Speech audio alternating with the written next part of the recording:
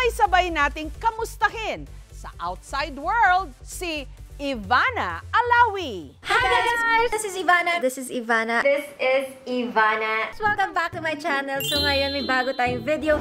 Ang bansag sa kanya, phenomenal content queen. Magiging pedicab driver tayo for today.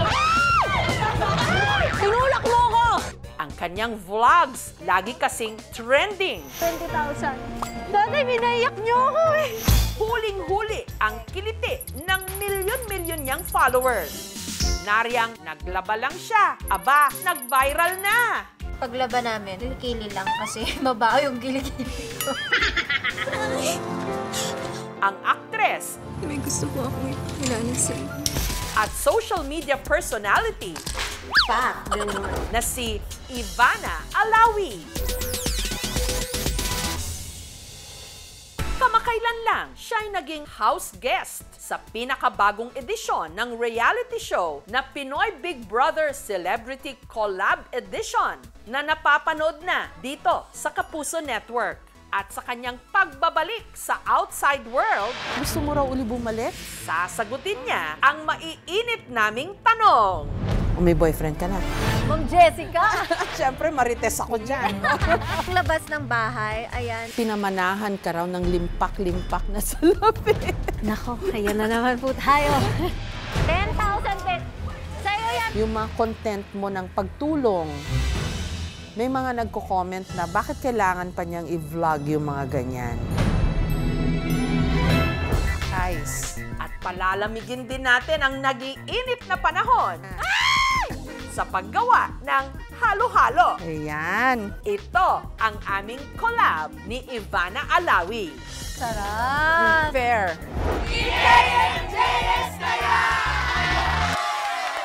Ivana, maraming salamat ha sa interview na ito. Thank you din po. Sabi ko po kanina, I'm a fan of Miss Jessica. So, Ikaw na yung tinatawag nilang phenomenal content creator. parang masarap siya pakinggan. Maraming salamat. Pero hindi ko siya nilalagay sa utak na social media phenomenal queen. Pero hindi ko nakita yung sarili ko na magiging isang vlogger ako.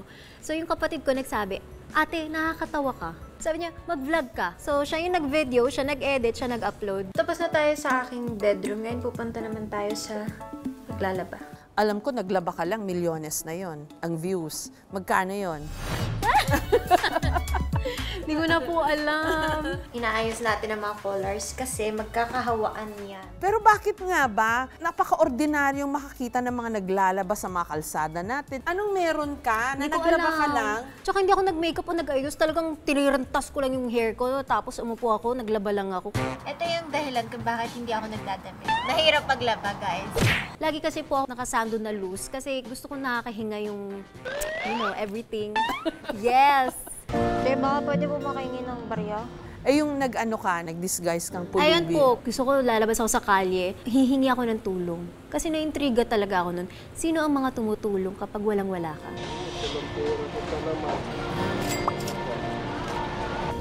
Dati, minaiyak niyo ako eh. 20,000. Thank you po. Sa Bahrain ipinanganak si Ivana o Mariam Sayed Samir Marbella Al-Alawi sa totoong buhay. Doon kasi nagkakilala ang kanyang inang Pilipina na si Fatima at ang kanyang amang Moroccan businessman na si Samir. Nag-meet sila ng mom ko doon. So yung mom ko was a bartender and also nag-waitress. And then nagka-inlaban. So doon na tumira yung nanay ko at nagkaroon sila ng 3 anak, which is yung ate ko, kuya ko, tapos ako. Sobrang maganda yung buhay namin doon.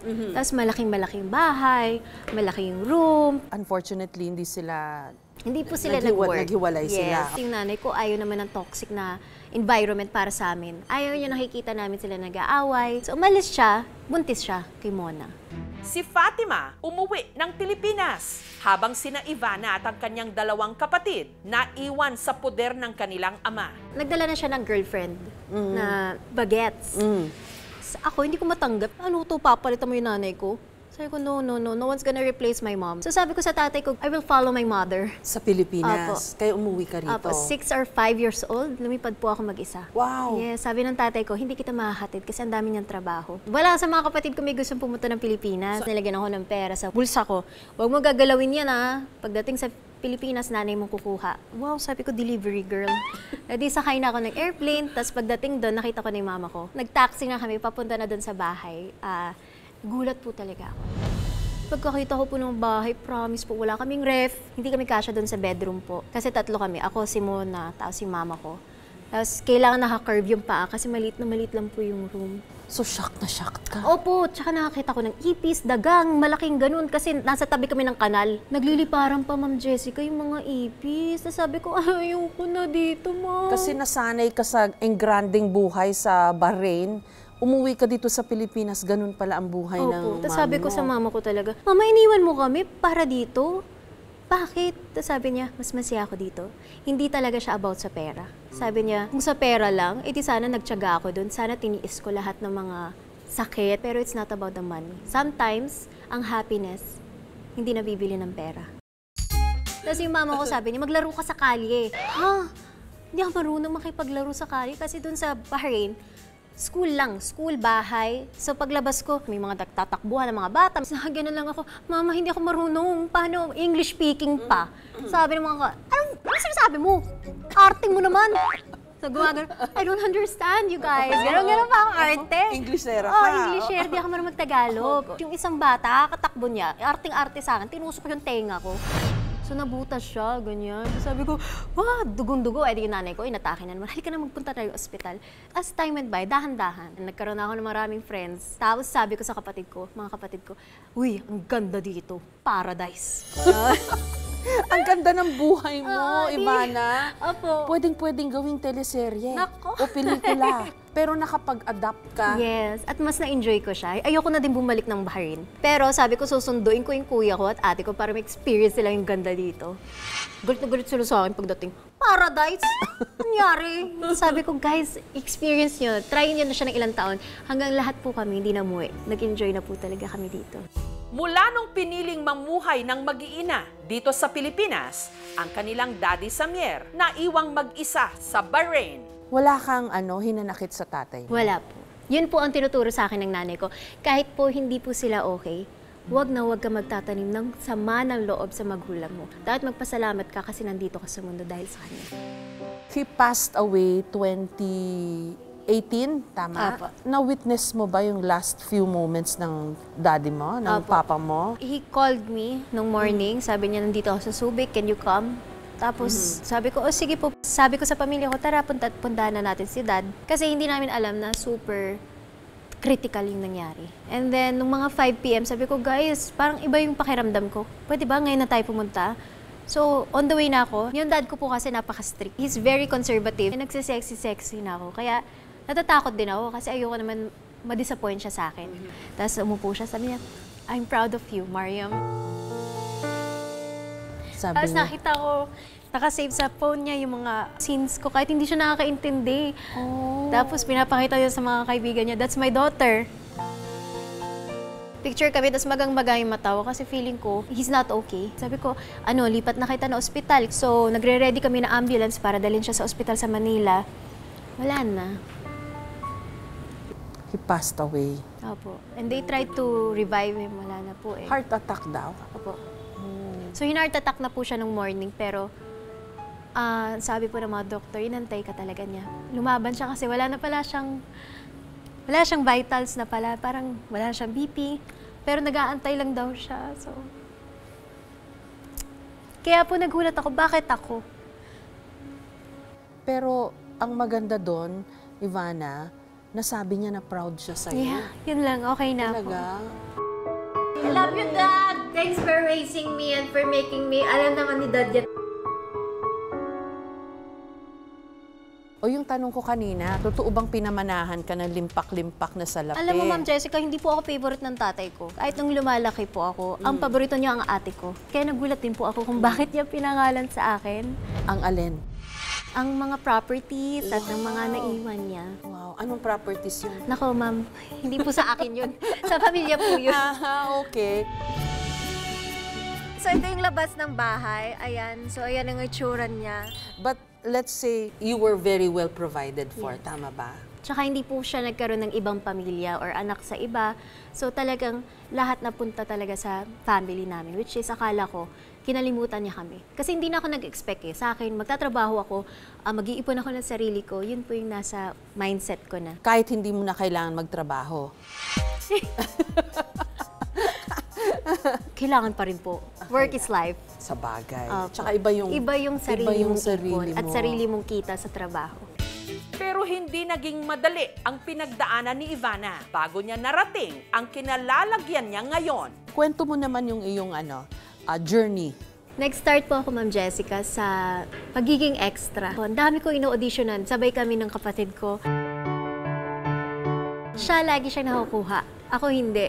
Ay, Oo, ganun. tinatry namin kasi ever since bata kami, nag-iiyakan kami sa harap ng salamin. Tapos doon namin nakita na ang galing umiyak ng kapatid ko. Miss wala po kayo.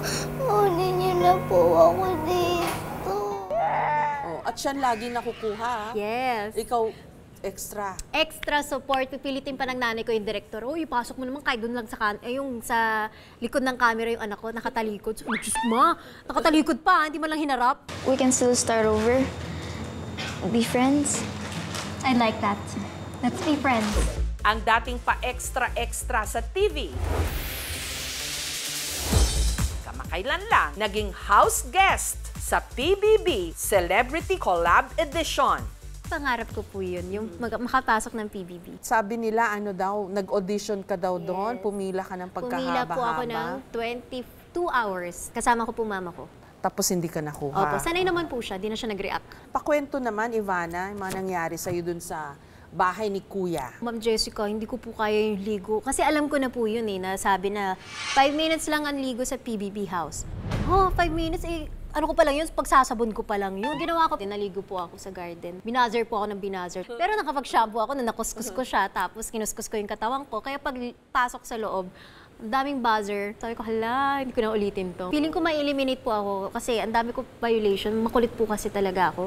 Tapos bawal magmura. Palamura ako, Ma'am Jessica. Talaga? Kaya ngayon po, Malutong ka magmura? oo, bawat sentence minsan may yung mga ganon. Pero ngayon, paglabas ko, ay, hindi naman tanggal, pero bawas na siya. Pero may nabasa ako, gusto mo raw uli bumalik dun sa PBB nag-enjoy house? po talaga ako. 6 days po kasi ako dun. Magiging attached ako sa mga housemate. Kaya nung umalis ako, umiiyak talaga ako. Paano nagiging enjoyable yung ganung experience? Ang daming camera. Lahat ng galaw mo, napapanood ka ng buong Noong mundo? unang araw, conscious ako na.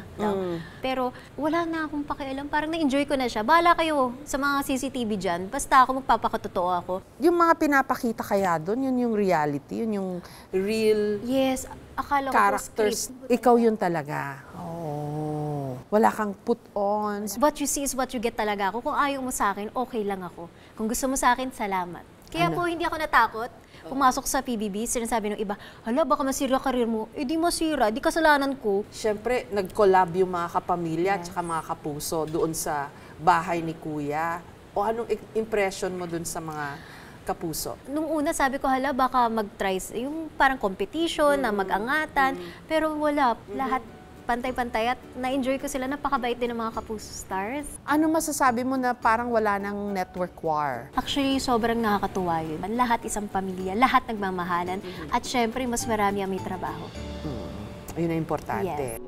Pwede niyo sukatin kung kasha. Yung mga content mo ng pagtulong, may mga nagko-comment na bakit kailangan pa niyang i-vlog yung mga ganyan. Yun yung platform ko eh. Gusto ko maka-inspire ng ibang tao. Bakit hindi? May isa pa kaming patrivia tungkol kay Ivana. Ako po si Mariam Alalawi. Alam nyo bang taong 2015, pasok siya sa top 22 ng Artista Search dito sa GMA, ang Starstruck. Sa Starstruck, di ba, pumila ka rin Opo. daw. Ano Ayun nangyari po. sa'yo doon? Okay naman po. Yun po, gusto naman po ng mama ko. Kaya ginawa ko din po yun. Pero hindi ka umabot dun sa final rounds, di Opo, ba? pero happy naman ako.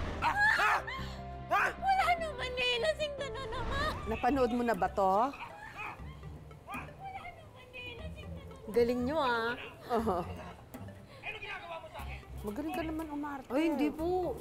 Maganda yan, ah. Yung lalaki po yung nagdala, hindi ako. Hindi, pero yung reaction mo authentic. Oh, ayan ka, oh. Yay. Oh, okay naman na. Ayoko, Ma'am Jessica, nakikringe ako. You were very young then, di ba? I Ilang was. taong ka nun? 17? 16? What will you tell your 16 or 17-year-old self?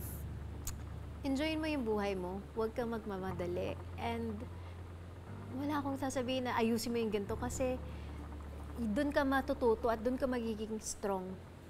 So, live your life. Enjoy your life. Pero kung hindi itinuloy ni Ivana ang pag-showbiz, babalik at babalik daw siya sa kinagis ng simpleng buhay. Pangarap mo lang daw sa buhay nun maging yaya? Nung iniwan ako ng mama ko, ang nagpalaki sa akin at naging mama-mama ko was yung helper ko. Oh. So, ang pangarap ko, maging helper din. Kaya mahilig ako maglinis, magayos. Yayaban at your service. Ma'am, dahil napakasosyal po kayo. Hard to believe, ah. Yung mga stereotypes kasi, di ba? Oh, si Ivana, naglilinis, naglalaba. Opo. Look where you are now. Pag naisip mo yon, anong sinasabi mo sa sarili mo? Proud ako. Sana proud sa akin yung mama ko. Proud na proud si mama sa akin. Yeah. Ayan, sabihin mo na sa kanya. Ito na yung chance mo. Ay! Di ako iyak.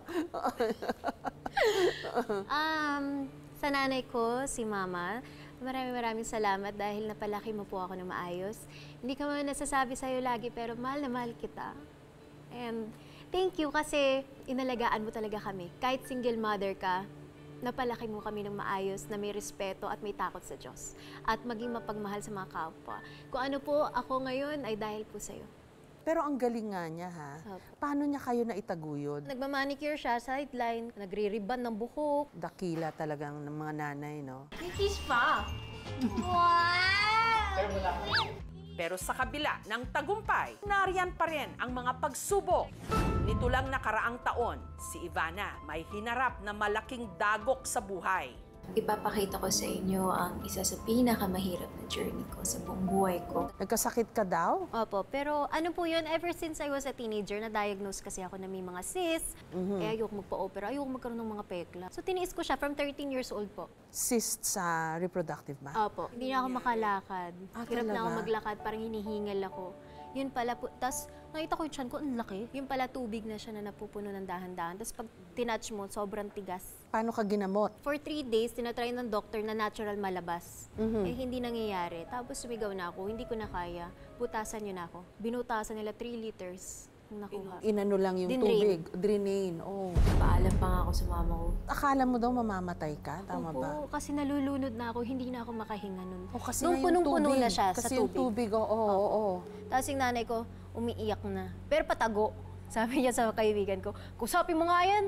Parang kung ano-ano sinasabi. Kasi nung time na yun, kahit magsalita, hindi ko kaya. Ganun lang ako, sumisenyas lang ako. So ngayon, okay ka na? Okay na okay. Check up regular, pero hindi po siya cancerous. Eh ang puso kaya niya, kamusta? O may boyfriend ka na? I am dating. Oh! Sino?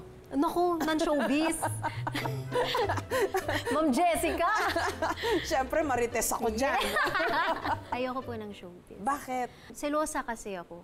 So pag nakita ko may ka-love scene, nagsiselos ako kasi parang gusto ko akin lang. Pero ako, pwede ako.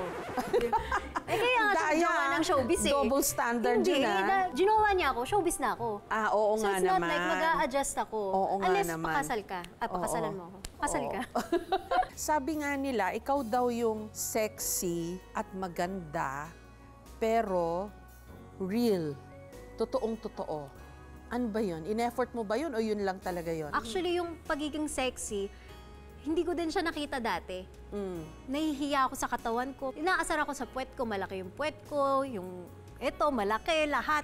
Sabi ko, bahala nga kayo, magsiswimsuit ako sa bahay, magpipicture ako, mamahalin ko yung katawan ko. I love myself, I love my body.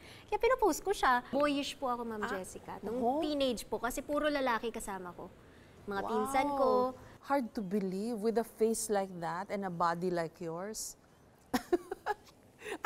Ano ang pakiramdam na pag sinasabi ng mga lalaki, ayan si Ivana, sexy niya.